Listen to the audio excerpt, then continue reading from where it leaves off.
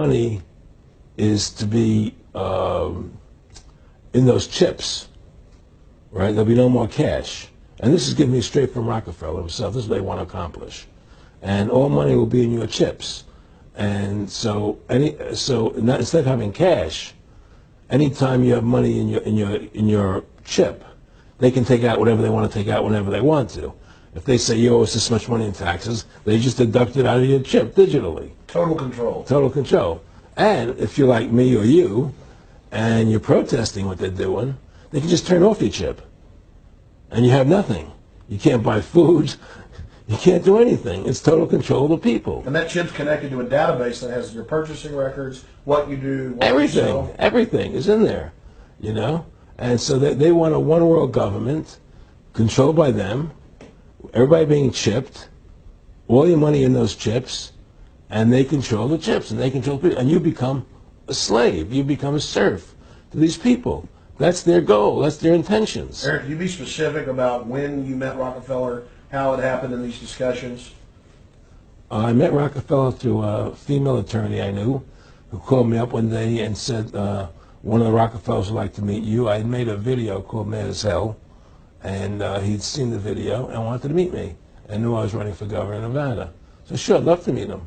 And I met him, and I liked him, and he was a very, very smart man. And we used to talk and share ideas and thoughts. And he's the one who told me 11 months before 9/11 ever happened that there was going to be an event. Never told me what the event was going to be, but there was going to be an event.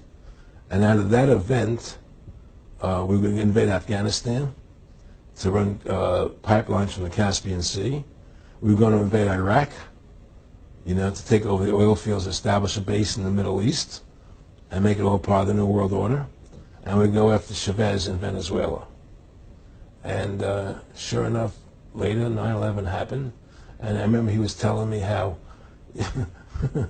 how you're going to see soldiers looking in caves for people in Afghanistan and Pakistan and all these places. And there's going to be this war on terror, which is no real enemy. And the whole thing is a giant hoax, you know, but it's a way for the government to take over the American people. He told you it was going to be a hoax. Oh, yeah. Oh, yeah. There's no question. He says, there's going to be war on terror. And he's just laughing.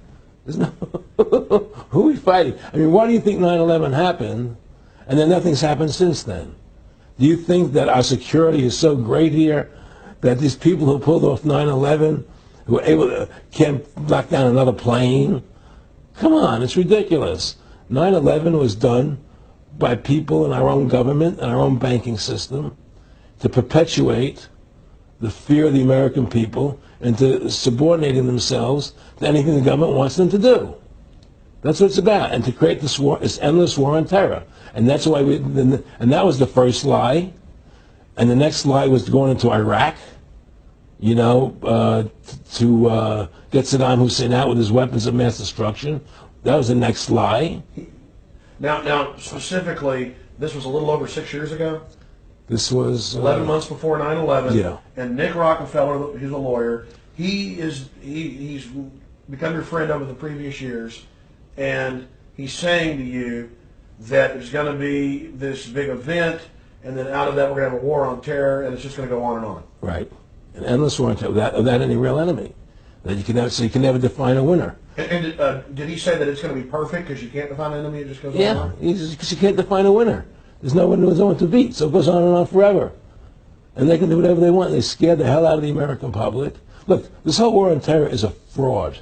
It's a farce. It's very difficult to say it out loud because people are intimidated against saying it. Because if you say it, they want to make you into a nutcase. But the truth has to come out. That's why I'm doing this interview. The fact of the matter happens to be that the whole war on terror is a fraud. It's a farce. Yeah, there's a war going on in Iraq because we invaded Iraq. And people over there fighting, you know. But the war on terror, that's a joke, you know. And until we discover what really happened on 9/11 and who was responsible for 9/11, because that's where the war on terror emanates from. That's where it comes from. It was 9/11 that allowed this war on terror to begin. And until we get to the bottom root of 9/11, the truth of 9/11, we'll never know about the war on terror. Aaron, you said that he was, and I think it's important, and I know this about the Rockefellers from Dr. Dennis Cuddy and many others. You'll be 20 years old in a lunch line at college, and notice David Rockefeller. And they're experts at recruiting and getting what they call players, and that clearly he was, I want to make it specific and just get you to reiterate what you said last night about you got 30% of the vote, you were having an effect, you made mad as hell, they knew that you'd started the Constitution Party, they knew that you were somebody who was taking action and getting things done, you'd already made some big films, had a lot of other successes, so they were trying to recruit you, and didn't it come down to the point of, hey, we are here to recruit you, and don't worry, your chip's going to say, don't mess with us, this guy's don't touch. Yes, that did happen. Now, I was definitely being recruited, but it's more subtle than that. Well, in your words, just go through the process, and then what he said. Well, what it is remember, we were friends, and he used to come to my house a lot. We'd have dinner, we'd talk, and he'd tell me about business investments that he'd get involved in, or they would help me with this business investment or that business investment. And was I interested in joining the Council on Foreign Relations? I would have to get a letter to join them, but was I interested in that? And, just stuff, leading you on. And I used to say to him that I never really did that because that wasn't where I was coming from. As much as I like you, Nick, your ways and my ways, we're on the opposite side of the fence. I don't believe in enslaving people, And he would come back with, oh, I do? Or? Well, it would be more like, It's better for them. Well, it's more like, how do I put it? It was like,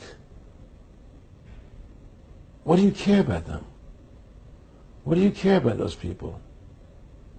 What difference does it make to you? Take care of your own life. Do the best you can for you and your family. What do the rest of the people mean to you? They don't mean anything to you. They're just serfs. They're just people. It was just a lack of caring, and that's just not who I was. It was just sort of like cold, it was just like cold, and I used to say to him, what's the point of all this? You have all the money in the world you need. You have all the power you need. What's the point? What's the end goal? And he said the end goal is to get everybody chipped, to control the whole society, to have the bankers, the elite people, the bankers and some governor controlling the world.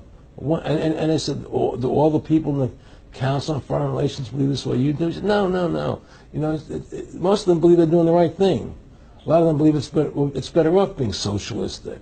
We have to convince people that socialism is really capitalism. Because America is becoming a socialist country. It's a communist country today. Well, one of the things they told me was that he was at the house one night, and he would talk, and he started laughing. He said, Aaron, what do you think women's liberation was about?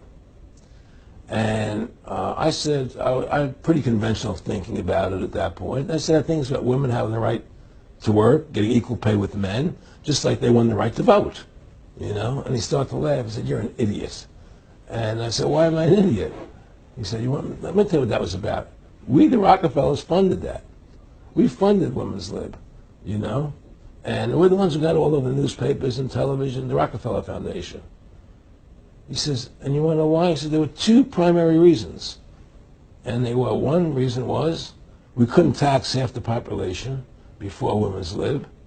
And the second reason was, now we get the kids in school at an early age. We can indoctrinate the kids how to think. It breaks up the family. The kids start looking at the state as the family, as the school, as the officials, as their family, not as the parents teaching them. And so those are the two primary reasons for women's lib, which I thought up to that point was a noble thing. When I saw their intentions behind it, where they were coming from when they created it, the thought of it, I saw the evil behind what I thought was a noble adventure.